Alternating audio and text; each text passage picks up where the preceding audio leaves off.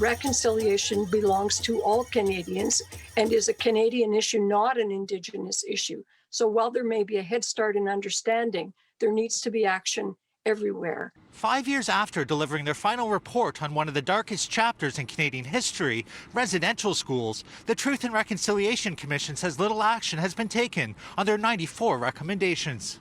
Despite all of our reminders and pleas that this reconciliation be understood as a non-partisan issue, we have seen some to and froing and some putting forward and pulling back based on what seemed to be political reasons and partisan reasons. The residential school era lasted over 100 years. At least 150,000 Indigenous children were stolen from their families and communities.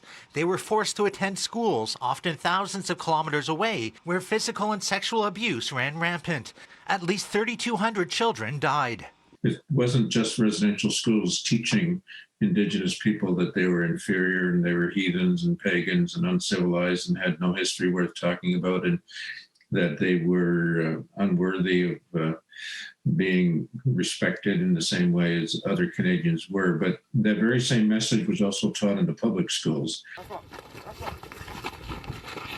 Conflicts between Indigenous peoples, the government, and other Canadians continue to steal headlines despite the hard work of the Commission. For Senator Sinclair, who will be stepping down from the Senate in the new year, systemic racism in Canada is well established in Canadian institutions.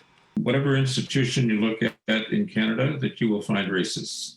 I don't doubt that for a moment. The Prime Minister claiming his government has completed or are well underway addressing 80% of the TRC's calls to action that apply to the federal government. Trudeau admitting there's still a lot of work to be done. I share their impatience. I share the sense of urgency. Certainly this pandemic has demonstrated yet again just how vulnerable certain Indigenous communities are and how much we need to continue to work even faster. Commissioners continue to wait for the creation of a National Council on Reconciliation, one of their most important calls to action. In Ottawa, Nigel Newlove, City News.